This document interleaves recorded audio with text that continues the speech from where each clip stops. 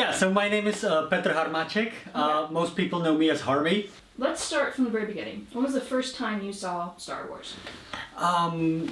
First time I saw Star Wars, I was about 5, and it was on TV. It was like 93 or something. And that was the first time Star Wars was ever shown on Czech TV. Okay. And this is the very first time. So Yep. It wasn't released in 1977 in the Czech Republic? No. It was actually released in Czech theaters in 1992. And then I think 1993 or 1994 it was shown on TV for the first time. Okay. And this was the original? Yeah, that was the original. The special edition didn't happen until 1997. When I first saw Star Wars, it was like a big emotional reaction. Like, what was your initial reaction when you saw Star Wars? Well, quite honestly, because I was very young, so I don't really remember. From that first time I saw it, I just remember that I loved it, and I remember the battle at the end with the starfighters. So I really remember my second time I saw it, and that was already the special edition. In 1997, it came in theaters, but I didn't get to see it in theaters. But I did get to see the whole trilogy on VHS after that. Yeah, so I saw the special edition first on VHS, but that was only rented. I couldn't buy it. I was like 9 years old or something, right? And my parents wouldn't buy it for me, so I was looking to like get Star Wars on VHS, and a friend of mine had it, so I just made a copy. But that was the original version of Star Wars, just the first film. Okay. So that's my biggest memory of watching Star Wars from my childhood, was this copy of VHS.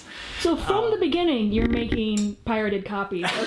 Yeah, you can say start that. This thing. Yeah. So yeah, I made that copy from a friend's copy, which was already a copy. So that was the quality wasn't great, but I watched that like 100 times. So that's how I remember Star Wars. The first time I saw it was when I was very little, so I don't really remember it. So the first time I remember seeing it was actually a special edition. But since then, I've watched it 100 times in the original version. Then eventually, when I got older, I could, afford to buy the VHS. But you couldn't really find the originals on VHS anymore. You could only buy the special editions at that point. So I bought the special editions, and I was happy watching the special editions when I was younger. But Star Wars for me was actually what started my love of film in general, and especially the visual effects in films. I was very interested in that subject, and I remember maybe when I got the special edition VHS, it had like a little documentary at the beginning about how they did the special edition. Yeah. I think I watched that more than I watched the actual movies. And I loved watching all kinds of behind-the-scenes videos and special effects. And at that point, I've only ever seen the special edition of The Empire Strikes Back and Return of the Jedi. And then my uncle from Germany brought me a copy of German VHS of the original versions, which I've got right here actually. Wow. Yeah. And now are these dubs that you're watching, or are you watching it in English? At that point I was watching it dubbed in Czech, and then this was dubbed in German, which I didn't understand a word of, but it didn't matter because I already knew it by heart anyway. Yeah. So, but then I watched the original versions, and because I loved special effects so much, I could see all the differences, and I was a bit angry about it because a lot of I knew like some of the CGI was added, but then some of the old effects were actually recomposited digitally and sort of tweaked as well. And because I had so much admiration for how they did the effects before at that time, I used to, go through it like frame by frame on the VHS, and then I found out that it was kind of fake because it wasn't the original effects. So you're watching the special editions frame by frame? In the special editions, those shots that I thought were not replaced, when I saw the original version, I found out that a lot of those shots were actually redone. They looked similar, but they were redone digitally. So that and at the time I only borrowed these from my uncle. So ever since then I was on a hunt to get the original versions on VHS at the time, which I eventually did. Which are these copies right here. This is the original Czech VHS. Wow, and that's released in what year? Those were released in 1993, I think, or 92 maybe. Are most people watching these like on VHS, or are they going to the theater? How are most people in the Czech Republic seeing stuff? VHS, definitely. Yeah, it did have a limited theatrical release in 92, but most people first saw it on VHS. Or the 97 special editions in theaters. Okay. Yeah. So VHSs started being produced in the late 80s, am I right about that? But they entered the Czech Republic in the early 90s? Yes, exactly. Okay. Yeah. So yeah, it was in the early 90s. It was a big boom of Hollywood films on VHS. Okay. Everybody was renting can you talk about that a little bit? What was it? I mean, you were young, but what was it like for everybody to suddenly get all of these Hollywood films? It's actually the nerd culture here is a little bit more accepted because of that boom of American movies. We got them all at the same time. We got Terminator, Aliens, Star Wars, everything all at the same time in the early 90s. So it was those movies were very cool even for the regular people, not just the geeks. So it sort of stayed that way. Yeah, and it was, I guess it was an exciting time. I mean, I was very little, so for me that was just what was normal. But for my parents, because on TV back then, they still didn't have many Hollywood movies, so we would basically rent a movie every other day. I had Blockbuster, but were there video rental places here? Yeah. Cool. They popped up all over the place because there was a big demand for the American movies, and they had these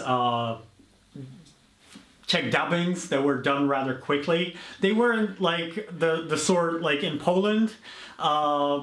You get the sort of dubbing where just one person says everything in a monotone voice, just basically instead of subtitles. And we used to have those too, but they were back in communism, they would smuggle VHS of American movies from Germany usually. And someone would just sit and overdub the thing, basically translate it from just listening and just overdub it directly. So those were the first copies of American movies to appear here, but not many people actually had VHS players or VCRs back then. So the real big boom came in the early 90s. Okay. Yeah. And is Star Wars popular here? It's kind of... It is popular, but it's a bit different here because people first saw Star Wars in the early 90s, and most people actually first saw Star Wars in 1997, so they saw the special editions. A lot of people saw it on VHS before then, but it was a different experience seeing it in the cinema. So most Star Wars fans actually first saw the special editions here. There aren't that many people who care about the original versions. So you're watching the special editions over and over again. When do you realize that there's an issue with the specialized editions? Like when did you realize that was like I said, I actually had the VHS of the original version of the first film, but I only had the special editions of the other two films. And then when I borrowed these German VHS of the original versions, and I compared them to, I knew from the little documentaries that there were changes, but I didn't know the extent of the changes. So, did you just kind of like realize that in your head, like, oh, there's something different, or did you go online and like find No, out back then I sort of just realized it for myself, and then, but I didn't see it as an issue really, because the 97 version I had it on VHS, and all I had to do was, track down the VHS that came out in the early 90s of the original versions, and they would be the same quality. So the first time I realized there was an issue was with DVD, because when Star Wars came out on DVD, it came out only in the special edition, and actually it had even more changes added in 2004. So there was a big demand for the original versions on DVD, and back then I already joined the online community of Star Wars fans looking for the original versions, which we actually were given a couple of years later, but those were sourced from an old Laserdisc master, so it was more VHS quality than DVD quality. Yeah. And then, but because back then I still had a CRT TV, they looked fine on my TV. Okay. But when I first got an HD TV or an HD monitor for my computer, and I actually found Star Wars in HD, it hadn't come out on Blu-ray back then, but you could find HD TV captures. So I found the special editions in HD, and I was already, getting into HD in general, and I just wanted to watch the original version in HD. Yeah.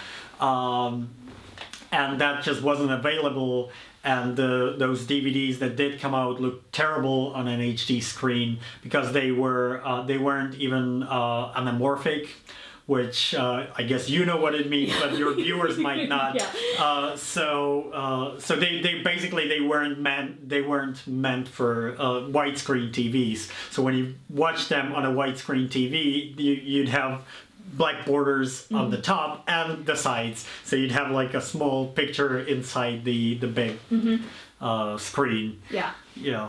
And so when the 2004 edition came out, like, how was the community online? How did they respond to that?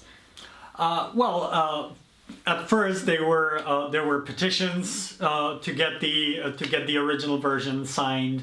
I couldn't tell you right now how many signatures there were, but I think it would near 1 million probably. And which was, I guess, part of the reason why they did at least release the Laserdisc source DVDs in the end. But I think the bigger reason was that the community actually, because there was no original versions on DVD, the community actually started doing their own Laserdisc transfers. And Laserdisc was a format that started in like the early 70s. But it was a lot better than VHS because it had, while it was analog, it had optical laser reading, and so it had more resolution. It had less noise than VHS. So transcribing that to DVD gave better results than watching VHS. So there were a lot of Laserdisc transfers that started popping up on the internet. So what I think the main reason for the release of the official DVD was to just get rid of this bootleg market. And that worked so great. Yeah. Yeah. I've actually got a Laserdisc here as well. Oh, wow. So this is what a Laserdisc looks like. It's just a big record, yeah. So we've kind of touched on it.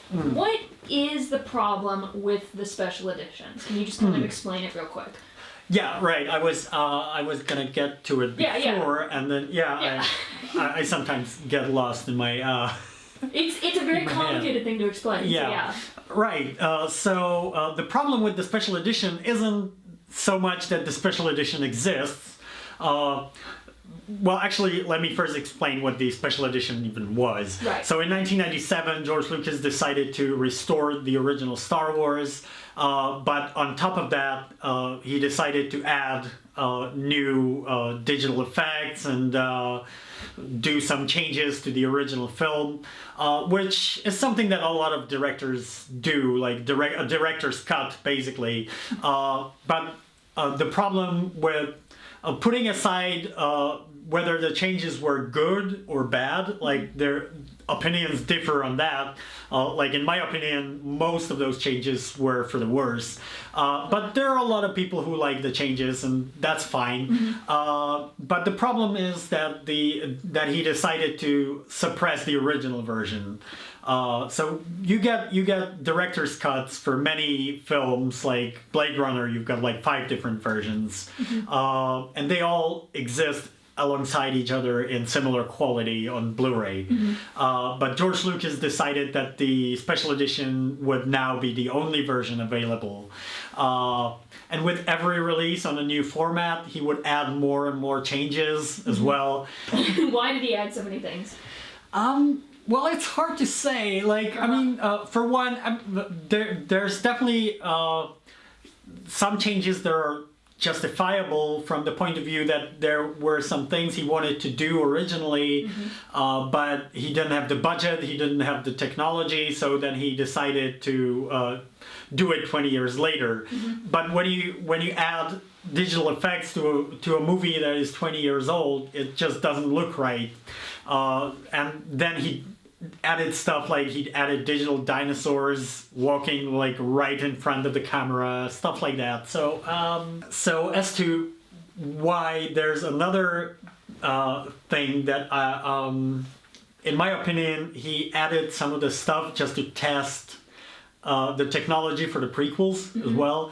And 20th Century Fox was picking up the bill for those changes. Under the name of restoration, but it was actually a mutilation in a way. He added like digital animals and digital spaceships and stuff, which was a great test for the technology for the prequel films. And again, all that would be fine if the original version was also released alongside the new special edition. And the problem, the biggest problem is that a lot of people put a lot of work into these old effects and, even old costumes and old alien masks and stuff. And all those got replaced, even though they won Oscars. Like the old effects won Oscars, the costume design, they even replaced the original sound mix with a new one. So and that also won an Oscar. So basically, he's actively suppressing the Oscar-winning version of this film. For me, this whole problem kind of deals with like authorship of a movie. A lot of people think that the director has like total say and like he basically like wills this thing into happening, which we both know like millions of people go into making the thing.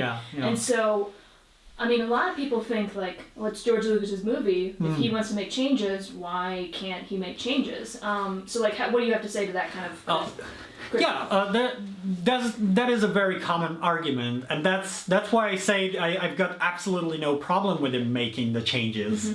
But most other directors who do this also let the original version be released alongside it. So I've got no problem with the changes being made. I've got a problem with the suppression of the original version, and I don't think it is a director's prerogative to do this, because once the movie is released, it becomes a work of art, and especially if it becomes important and it inspires other creators, it becomes a part of culture, and it's sort of like, if Da Vinci came back to life today and decided to paint a mustache on the Mona Lisa, would he be within his rights to do it? I guess, but yeah. So how do you see yourself as? Do you see yourself as a historian, as a fan, as an activist? Like, how do you see yourself in this project? A little bit of all those things, I guess. Yeah, so I don't think we even touched on what my project is. We still got it. Yeah. So what I did, like we talked about those Laserdisc transfer bootlegs, and then they released the DVD, which, while not anywhere near the quality of the special editions, was high enough quality to be better than all the Laserdisc transfers. But I wanted to see the original in HD. And there was this fan editor called 81 who did like a restoration of the original version of The Empire Strikes Back, where he took the special edition and then he took this DVD and sort of combined the two together to create a better quality DVD. And I asked him if he would do this in HD, and he said no, because the quality difference between the HD footage and the DVD is too big. And if I wanted this made, I should do it myself. So I tried. I did, and at first I just did what was called a partly despecialized edition, where I removed just the most offensive changes. Such as? Such as like, digital dinosaurs walking in front of the camera, and hand shooting second, of course. The ghost of Anakin in Return of the Jedi being replaced with Hayden Christensen, stuff like this, where I especially like in 2004, a lot of the changes made in 2004 were to tie it in with the prequel trilogy, and well, I mean, most people would agree that the prequel trilogy wasn't anywhere near as good as the original trilogy, and for me, I like to. If someone likes it, that's fine. And there are a lot of people who like the prequels, but I personally don't. So when I watch some of my favorite movies, I don't want to be reminded of some other films that I don't like. Right. So I hated those changes especially. So those were definitely the changes I got rid of first. Are those the hardest changes, like removing a dinosaur, or was it? Now I didn't get around to really describing the technique that I used. So I took the DVD and the HD footage, which had the dinosaurs or whatever, digital spaceships or something added to it, and then I took the low quality DVD and sort of used that as a plate to paint those changes out, using visual effects software. Removing stuff like that, where most of the frame was changed in some way, was definitely the hardest. But interestingly enough, like when someone asks me what was the hardest shot, it's this one shot where they added this little robot flying in the background, but because he's flying through the entire scene and there's a lot of stuff moving in front of him and the camera's moving and all that, it was one of the hardest shots. I did like 100 versions of that before I was happy with it. Because you can't just like take him out because he kept on moving. Yeah. Which one was that in? Was that in? That was in the original Star Wars. Okay. Yeah, when the stormtroopers are looking for the droids and they knock on the door. Yeah. The droids are hiding behind. Yeah, all of Tatooine I remember is just really heavily changed. Yeah, it's funny. I grew up with the 2004 edition, so I didn't actually see the originals until pretty late, in my love of this movie. So, and then you watch the originals and you're like, whoa, this is a very different movie. Yeah. So were you doing this alone, or did you have a team?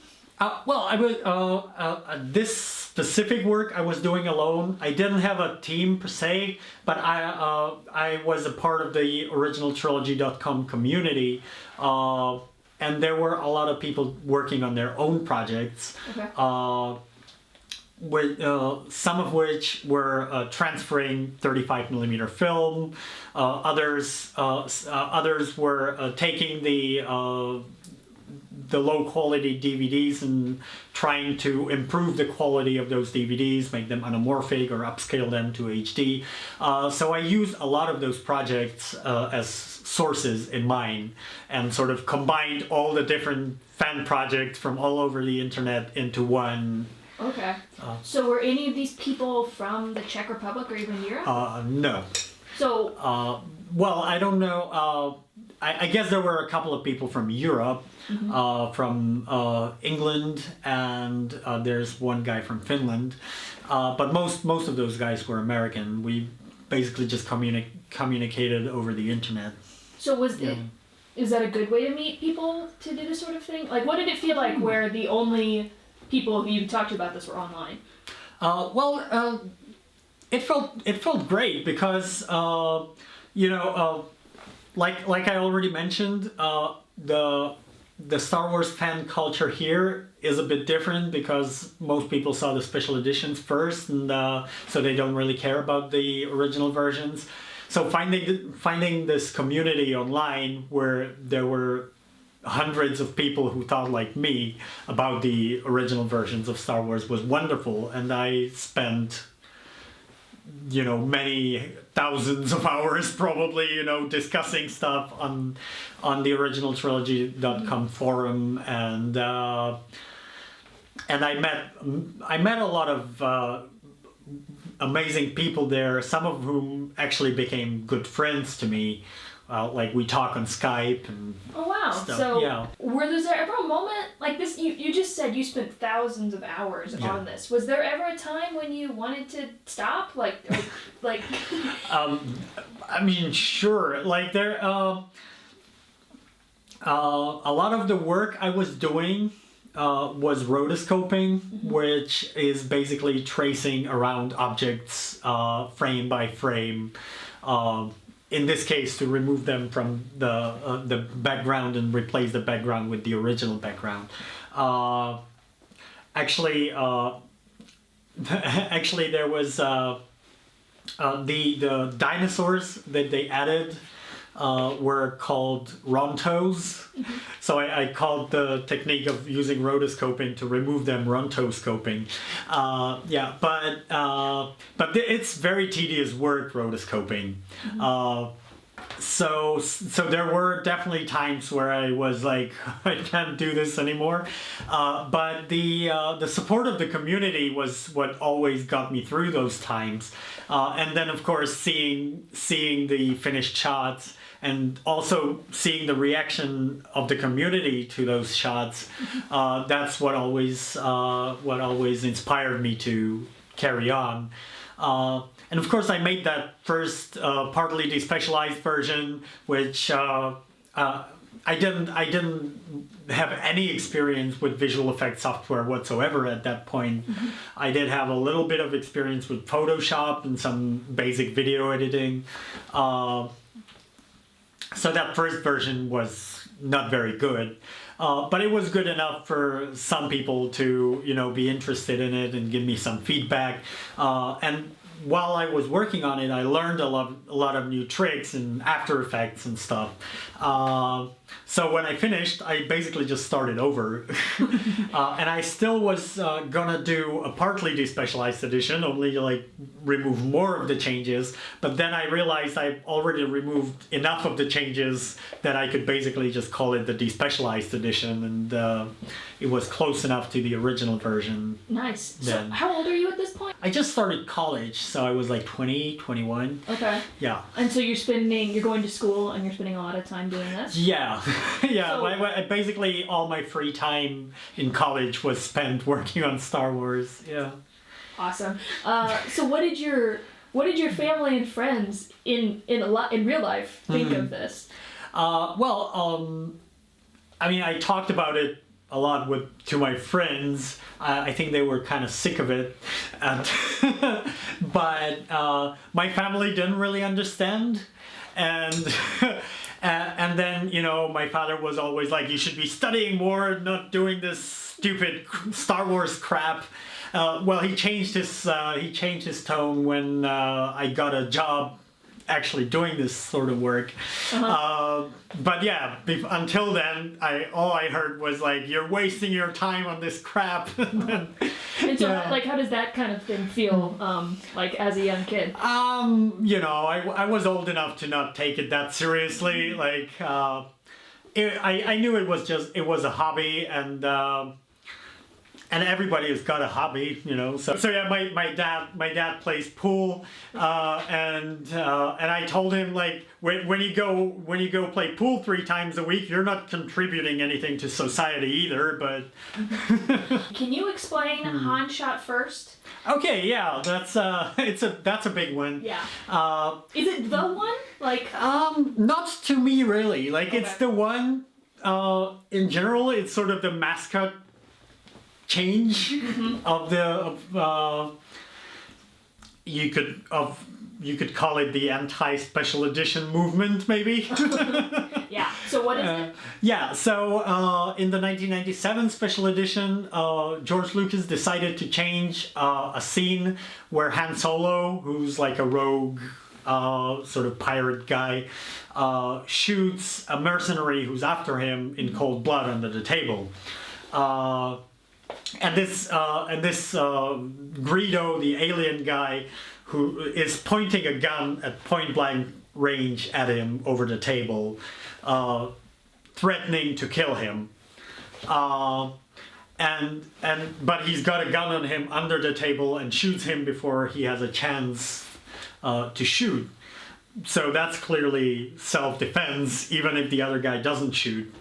But it also makes him sort of a cool pirate character, or more a cowboy, which is what he was really. Like, Star Wars takes a lot of the mythology from the Western movies. And in the special edition, George Lucas decided that it was too much of a ruthless move to shoot somebody who's pointing a gun in your face under the table. So he made Greedo, the bounty hunter, shoot first, and only after he shot him under the table, and which weakened the character of Han. It also weakened his entire character arc, because he begins his journey in the movie as a sort of shady guy and becomes a much better person at the end of the movie. But this way he's already a super nice guy who wouldn't shoot anyone unless they shoot a gun in their face. But also technically it was done very shoddily, because he's pointing a gun right in his face. Missing at that range is really weird, so they gave Han this sort of head jerk to avoid the shot. It looks terrible. And yeah, so that's probably the change that most people cite when they talk about the special editions and the bad changes made. To me, actually, like, it's definitely a terrible change, but to me, the changes to the original visual effects are more offensive. Why? Because those original visual effects were state of the art at the time. They were completely breakthrough. Nobody's ever seen anything like it before. And when they removed those special effects in the special editions, they're removing a part of film history. And especially since they're trying to actively suppress the original version. So I actually saw like a talk with the ILM guys who worked on the special effects on the original Star Wars. I mean, I wasn't there personally. I saw like a video of it, but so those guys were talking about how they did the work with models and the optical compositing and all that stuff. And behind them on the screen were images of the '97 CGI stuff. So that's the kind of thing that I find really terrible. Have they spoken out about the specialized editions? I guess some of them did, but I'm just curious, like. Yeah, I can't. I mean, I'm sure, but I can't think of a specific example right now. Okay. Yeah, but also a lot of them are still employed by Lucasfilm, so I don't think they can. Fair. Really. Is there anything in the special edition that you like? Sure. I don't like the concept of the special edition in general because of the suppression of the original version. If the original version was released in the same sort of quality, I like some of the changes in the special edition, even those that I just cited as the most terrible ones. Because sure, like as an interesting alternate version, I like seeing more dynamic shots in the Battle of Yavin and stuff like that. But only if it's an alternate version and I can watch the original breakthrough visual effects. Yeah, I guess we haven't got to that. Why can you not get the original version of Star Wars? Like, why is George Lucas doing? I mean, we don't know the answer, but why do you think? Yeah, I don't know. I think at this point it's a bit of a power trip.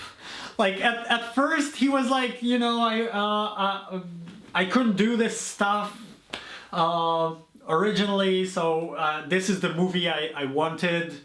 But that doesn't really hold water because a lot of the changes he did in the special edition could have been done back then. Like Han definitely could have shot second in the original version if he wanted to make it that way. So I don't know. Like at this point, and when you consider some of the changes he made in some of the later iterations,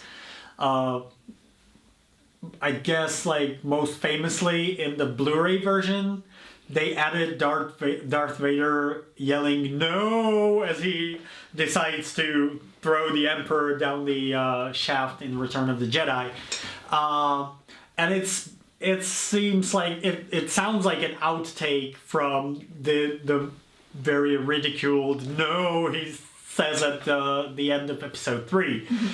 So to me, it seems like people were making fun of his prequel films, making fun of how Darth Vader says "No," so he decided to say a big fuck you to the fans by putting the sound in one of the original films. So is this a fight between George Lucas and fans? Is that how you feel? Yeah, I guess so at this point. Like, and I guess it was part of the like on one hand, I love George Lucas for what he did, and I'm even very happy that he made the special edition because it started my love of movies, and it actually showed me a career path, you know. So I'm very grateful for that. Yeah, that's a good point. No, but yeah, in a way, you could say that it's a bit of a war between George Lucas and the fans. There's actually a documentary called People versus George Lucas, which talks exactly about this subject. And I think it was part of why George Lucas decided to sell Star Wars to Disney, was that he got a bit sick of it. But at the same time, he just couldn't back off from his position. Yeah. No, I mean, I feel very similarly, I guess, to you. Like, I love Star Wars, and I totally, like, as a creator, I 100% understand that instinct to want to keep touching things. Like, I understand it, but George, come on, man. Yeah. And do you think he's one of the best directors in the 20th century? I wouldn't say that. I wouldn't. Yeah, no. Somebody once said, "Oh, George Lucas is your favorite director," and I said, "Oh no." No. Yeah. No, I mean, I think he's one of the best producers of the 20th century. He might be one of the best writers in the sense of, like, coming up with a story. Mm-hmm. But when you look at the original trilogy, the best, like for me personally, my favorite is the original Star Wars, but objectively the best film is The Empire Strikes Back. And that's the one that George Lucas had the least to do with. He didn't direct it, he didn't write it, he just came up with the basic story, but he hired Lawrence Kasdan to write the screenplay.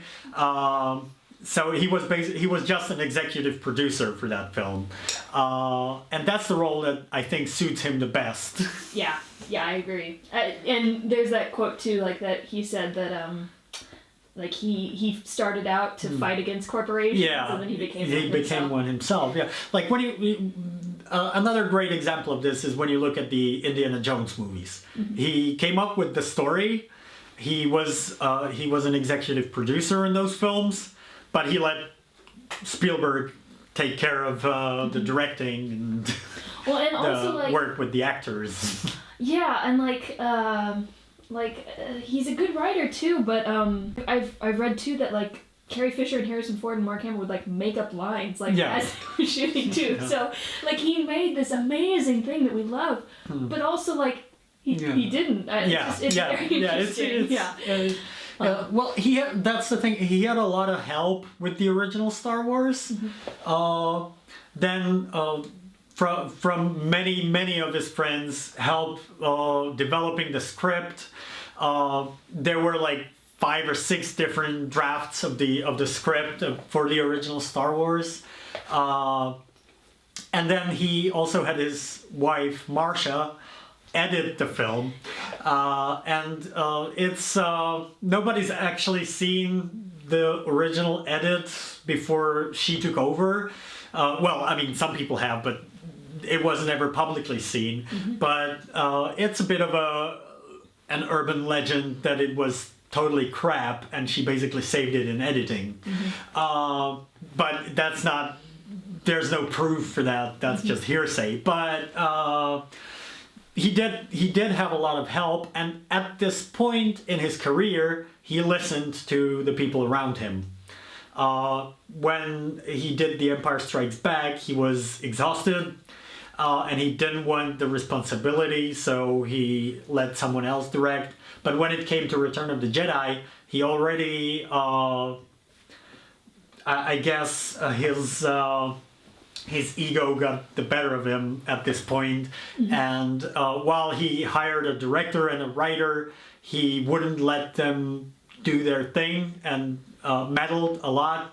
And this, I think, is why and at the same time, he didn't listen to the people around him anymore, which is why I think the Return of the Jedi is the weakest of the original trilogy. And then when it came time for the prequels, he did everything himself, wouldn't listen to anyone, surrounded himself with yes men, and that's why we got what we got in the prequels. Yeah, those behind the scenes footage of the prequels, that video of them after they just watched Phantom Menace. That says a lot. And actually, I don't know if you've seen, but there's this guy, I can't remember his name Is it right Red Letter now. Media? No. That's Okay. amazing as Yeah. well.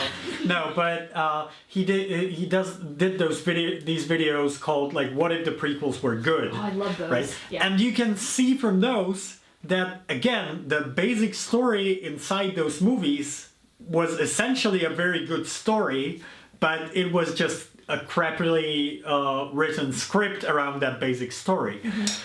Like when you actually like, I think Attack of the Clones is by far the worst of the Star Wars films, but I think it has the most interesting story of all of them.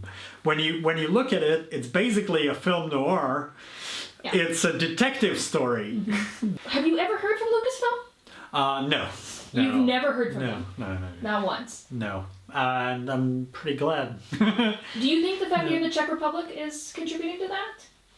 I don't know, maybe, but no, you see, the thing is, Lucasfilm was always very, very lenient about fan efforts, and I'm very grateful for that. Whether it be restorations of the original films or fan edits of the prequels or fan films, they always supported this and they never, as long as nobody's making money, they never filed copyright claims or anything. Which is great, and I think, and I'm not just saying this as someone who would suffer from it if they did come down on the the fan edits, and but I think it's from a commercial point of view, it's a very good strategy because it's free advertisement for your product. Because I don't think anyone or like 99% of the people who will download any sort of Star Wars fan edit, who are such fans of Star Wars that they're gonna download a fan edit of Star Wars, they already have everything imaginable Right. that they could buy. So you're making this, and yet we're in this room. Yeah. You've gotten a lot of attention for this from like Wired Magazine and other places, like. But you've never like heard anything from anybody involved in the films about the Despecialized? Not publicly. Cool. You think George Lucas has heard about you? I don't know about that. Like, I mean, I'm sure he must have at this point. Like, I heard, for example, and this is again like it hasn't been said publicly, but the team behind Star Wars Rebels, before watching The Force Awakens, watched the Despecialized edition in their office. Wow. Yeah. So how does that make you feel? Pretty great. Yeah? Yeah. No, but and I heard, privately from some of the people who actually worked on the original films, and they loved it. And, Wow, that's awesome. yeah. But congratulations on that. So with Disney buying Star Wars, how does that change this problem? Well, surprisingly not a lot. Like, we keep expecting some sort of announcement of, and I must say, you asked before if I was ever sick of it, if I wanted to stop. And I mean, I must say at this point, I'm currently on version 2.5. You're still working on this? Yeah. Oh my gosh. Yeah, I'm currently on version 2.5 of the movies. Well, it's 2.0 for Empire, 2.5 for Jedi, and 2.7 for Star Wars, to be exact. Wow. And at this point, because I also do this sort of work as my job, coming home and doing this sort of work as my hobby as well is not what it used to be. So, I mean, I'm still working on it. I still enjoy it from time to time, but I don't really put that much. I can't really put that much time into it anymore because it would just drive me crazy. So, like once a month, I'll sit down and do a few hours of work on it. But so it's taking ages now. So I actually be very glad if Disney announced that they're releasing the originals on Blu-ray and 4K Blu-ray, and I could say, great. When can I buy it? You know, that would be amazing, and I think everybody would love that. And I don't think there's any downside to it. I think the only problem is at this point that they want to wait for like when it's gonna be commercially the best time for them to release it. Mm-hmm. It is known that they actually do have a new 4K masters. What is not known is whether these new 4K masters are the special edition or the original version. Mm-hmm. But it would make sense for it that it would be the original version because the last two special editions were done at 1080p. Okay. So if they wanted to do a 4K master, they would have to go back to the film elements. So even if they did make a new special edition in 4K, they would have to restore the original version first. Mm-hmm. Yeah. And weren't there some concerns that the masters were corrupted? No. Well, that's a bit of a myth, actually. Okay. Like which stems from Lucasfilm saying this exact thing. Mm-hmm. They said like the original film elements are not usable anymore, which is why the DVD we're giving you looks like crap. Yeah. And that was their line back then, but it was since disproved. I mean, you know, there are already fan restorations based on 35mm film that prove beyond any doubt that you can have an HD version, and if a big enough budget was thrown at it, like the fans are doing it, you know, on their computers, and cleaning up 35mm film is a very time-consuming effort. So right now the fan versions are kind of rough around the edges, mm-hmm. But it proves beyond any doubt that with proper budget this could be done. Yeah. Fairly easily. So the materials definitely exist, and with current techniques and current level of restoration technology, even the film elements, which may have been unusable for photochemical restoration 20 years ago, would be perfectly usable for a digital one right now. So. Okay. How hilarious would it be if you got hired to restore it for Lucasfilm? I would not say no to that. But the greatest full circle ever. Yeah. I asked this earlier, but we had to actually explain what Despecialized was. How do you see yourself inside the fan community? What is your role in the fan community of Star Wars? Well, that's a difficult question. How do you define yourself? Like, what do you think? Well, I was once defined as a guerrilla restorationist, which I think is a very fitting term. I don't know, like, I at one point I suddenly found myself to be a bit of a celebrity in the world of Star Wars fandom, mm-hmm. and it sort of came like as a surprise to me, because when I started, I just shared it with 20 people on originaltrilogy.com, and then as I was making more and more versions, it got noticed by more and more people, and suddenly, you know, it's like being asked for interviews by, Wall Street Journal. Oh wow, really? Yeah. Wow. And random Americans are like, hey, can I come film you? Yeah. Yeah, so it was surprising to you? It was and a bit scary at first. Like we already touched on this. It's not, 100% legal. It's being tolerated. It's and I never made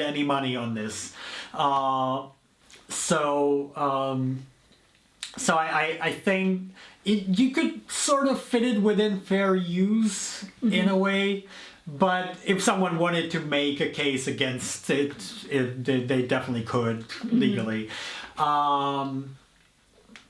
So yeah, it was a bit scary at first, but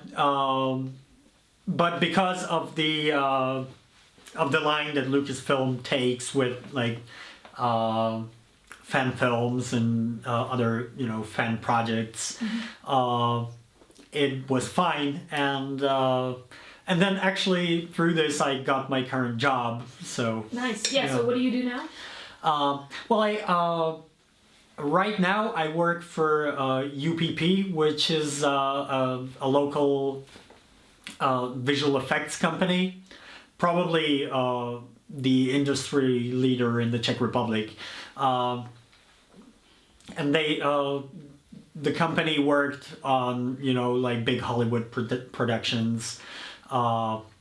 You can look at their webpage, and they've got show reels of like the projects they're working on now, which I'm not sure how much I'm allowed to say about the projects we're currently working on. But they did work with Robert Zemeckis in 2 films, and so it's pretty awesome. That's awesome. Yeah, and before that, I worked for a company called Nanotech and their Ultraflix streaming service, and I did 4K remasters of a lot of movies. Did you ever think this would become your career? No. I actually studied to be an English teacher, and when I was picking what college to go to, I honestly had no idea what I wanted to do. Still, I was 20, and I still had no idea what I wanted to do with my life. And I spoke decent English, so I decided to become an English teacher. And then I started doing this as a hobby, and then it became my career, which is great. Do you still enjoy watching the Star Wars movies? That's a good question. Yes and no. Like, I love watching them with someone who hasn't seen them yet. So most recently, I showed them to my little brother. There's a video on my channel where I sort of interviewed him afterwards about what he thought about it. So you can watch that on my YouTube channel. And yeah, I love that experience, watching it with someone new. What about it do you love? Well, it's it's something that I love, and introducing someone else to it is always a great experience, and I love watching their reactions, and it just feels different watching it this way than I don't think in the next 20 years. I don't think I'm gonna sit down and just watch Star Wars by myself. I understand that. Yeah. Well, I guess I would if they released it officially. I would probably buy the Blu-rays and fire up the projector and watch the restorations. Although I'm afraid what I would actually be doing would be judging how well the restoration was done rather than actually enjoying the film. It's pretty terrible sometimes. I can't really watch bad quality films anymore, when something is very heavily compressed even DVDs. I will only watch a movie on DVD if there's no other way to watch it. Wow. Yeah. I'm gonna be honest. I can't really tell that much. I can tell if it's HD. I can tell if it's badly compressed. But a lot of it, I can't imagine it going frame by frame in Star Wars. Yeah. Okay, so if you could ask George Lucas or Lucasfilms, somebody involved who knows the answer, one question, and you get an honest answer about this problem, What would you ask George Lucas? What's the one thing you really want to know? Well, why? No, but that's very generic. But like right now at this point, I would probably ask, if I knew I was gonna get an honest answer, I would probably just ask, are the original versions gonna be released anytime soon? You know, because I think they know the answer to that already, and I think the answer is yes, but not necessarily like this year or next year. Although like this year is a pretty good candidate because it's the 40th anniversary. Right. But they might just want to wait until like say episode 9 is out in theaters and then do like a big release of all the films or something. Yeah. It's all marketing as well as yeah. Why, like, okay, so this is a question I've been asking myself a lot. Why Star Wars? Because, like, you and, we spent a lot of time thinking about, they're good movies, but they're not the best. Yeah. Like, why do people get so attached to Star Wars? It's interesting. Like, for me personally, it actually was the special edition thing, you know, because, even back in the VHS days, I found out that the original version was something that I'd like to see, and so I was always on the lookout for the VHS of the original versions, and I loved the original effects.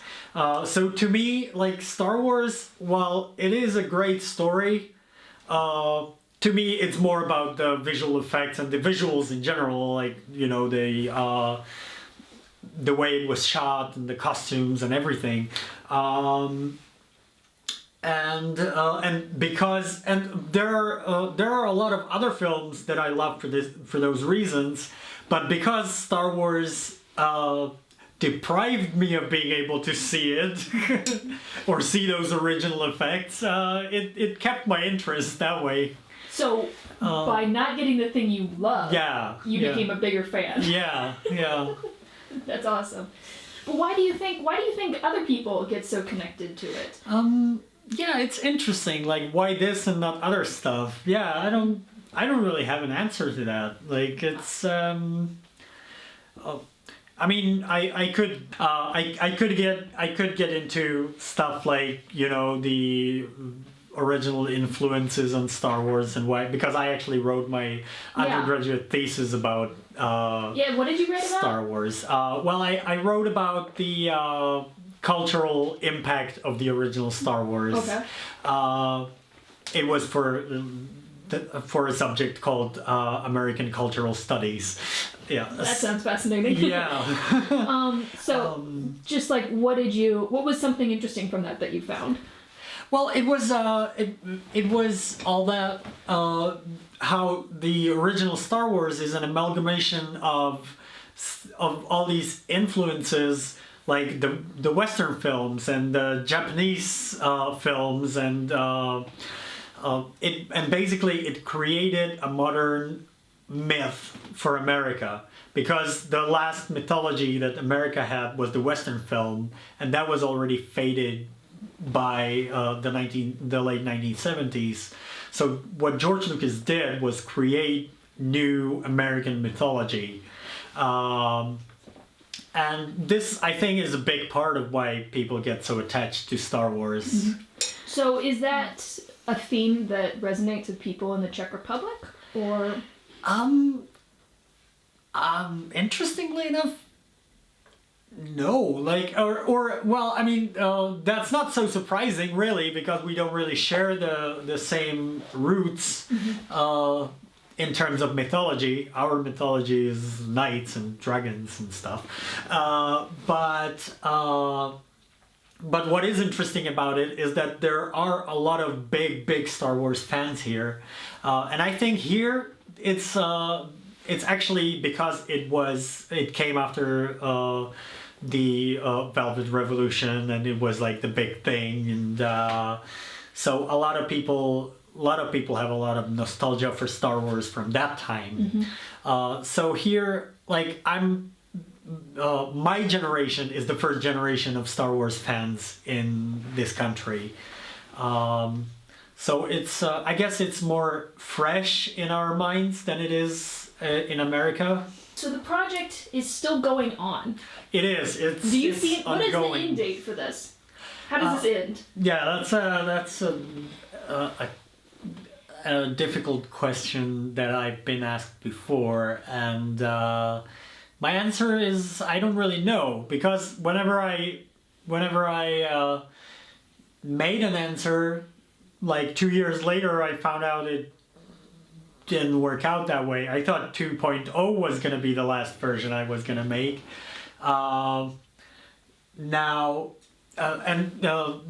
Right, it would be good to point out that the specialized editions up till now were all 720p. But because now I have some 35mm scans that are HD and above, up to 4K, I can actually make the whole thing in 1080p. But that would mean starting completely from scratch, right?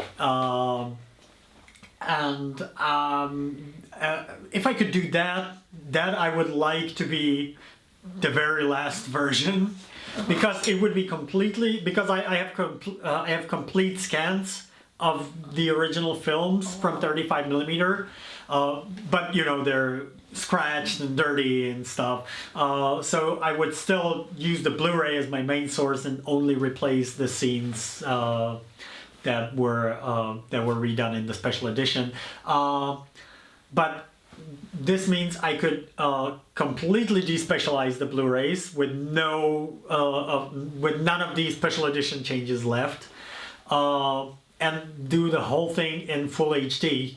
And I think that's where like it would end. But like with the current tempo of progress I'm making, I'm fully expecting Disney to actually release the original versions before I finish, and then that would be the end, because there would be no more reason to do it, and I still love working on it, but in small doses. So I'd be pretty happy if Disney released it, and I think we all would. Yeah. Yeah. Where do you see this kind of community going on from here? You know, like with Disney having purchased it, and we're probably going to get one soon. Like, where does this community go? Well, it's interesting. Like it's already the community already changed a lot since not only mine but other fan preservations and restorations came out. There's a lot of people. A lot of people are already happy with those, so there isn't as much anger as there used to be. So it's already changed, and but I think the community would go on even after the official release, because, well, there will always be problems with it. but I already said online that if Disney releases the original versions and they're not like major f-ups, I'm not touching them. Or maybe I will, but only for myself. I'm not releasing it. What I might release, if I do some touch-ups for myself, just release the do the whole thing in DaVinci Resolve, which is a free program, and then just release the project so everyone can just put their Blu-rays in and export it themselves if they wanted. There you go. Yeah. Yeah, but I wouldn't go releasing any more stuff. Because you feel like that's the end? Because you don't want to mess with Disney's lawyers? Because yeah, mostly, but also, like, unless, like I said, it's like a major disaster, If it's, you know, there would be, I suppose, if it's just a little bit of color correction that's needed or something, there'd be very few people interested anyway. So, yeah. Cool. Well, I think I've got everything. That is awesome. Thank you so much. Yeah, thank you.